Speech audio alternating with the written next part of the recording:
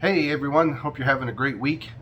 We're back. Last week was a pretty busy week, and so wasn't able to record a little bit for our Wednesday update. And so I'm excited to be back to a pretty normal schedule and just share with you a little bit about something that's as I've been reading and studying and um, anyway, so just a couple of announcements for our church is concerned. We have Awana tonight. TNT is meeting live here at the church, and the youth group will meet in the back. Sparks has the week at home. Next week they'll come out, and it'll be crazy mask night for them. So that's an exciting time.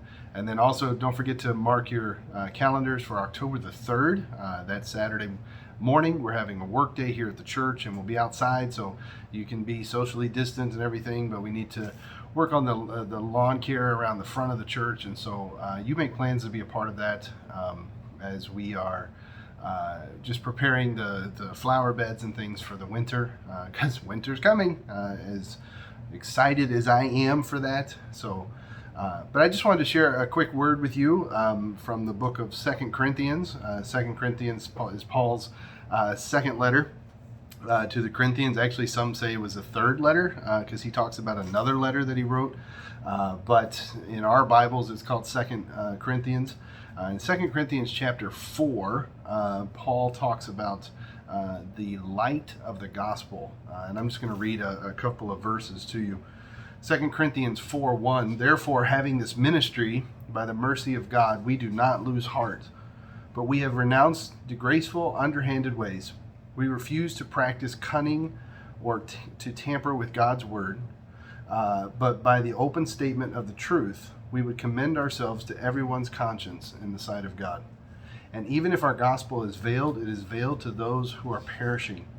In their case, the God of this world has blinded the minds of the unbelievers to keep them from seeing the light of the gospel of the glory of Christ, who is the image of God.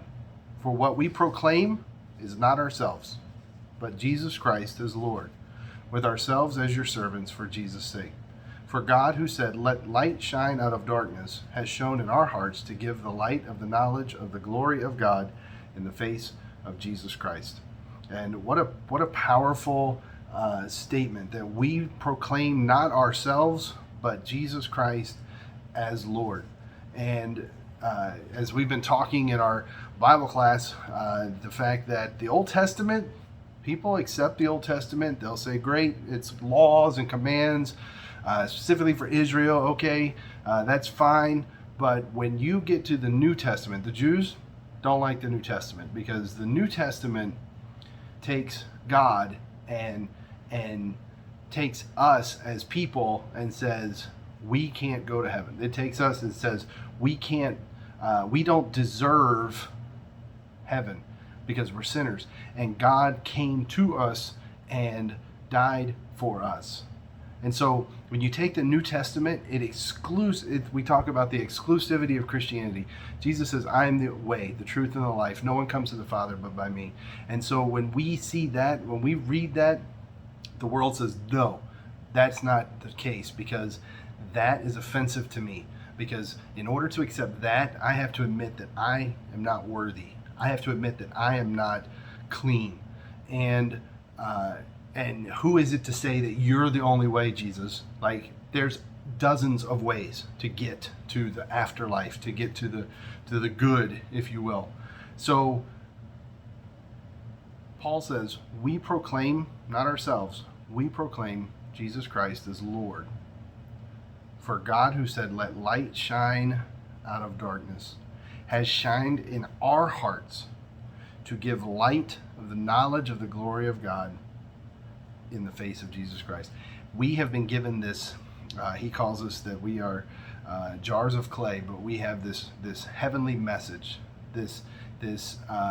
we have this great task ahead of us to proclaim Jesus Christ is Lord, to proclaim this light that shines out of the darkness. And now we give it to the glory of God.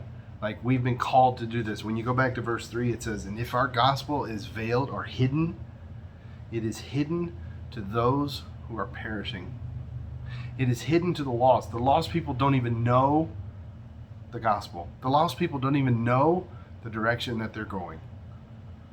In this case, the God of this world has blinded the minds of unbelievers to keep them from seeing. They're wrapped up in themselves. They're wrapped up in other religions. They're wrapped up in anything else, so as not to see the light of the gospel. And Paul says, we have this. We have the light of the gospel. And so now let us go. Let us take this ministry. Let us take this and share that light. So I encourage you to share the light. Share the light with someone today. Maybe it's someone who's already a Christian, but maybe they're getting a little darker. Maybe they're falling into sin and you don't even know it. Share the light with someone. Share the light of the gospel of Christ. Share that Jesus Christ is Lord. Maybe someone's suffering right now. Maybe someone is going through a tragedy right now. Share the light. I hope that that's an encouragement to you as much as it's been to me. Boy, that's a light coming right through the window there. Wow. Okay. So I hope you have there's the light. I hope you have a great week, rest of your week. I look forward to seeing you all on Sunday. As we wrap up the study of Galatians. It's been a quick study of the book, but we finish it this Sunday. So have a great end of your week, everybody. We'll see you next week.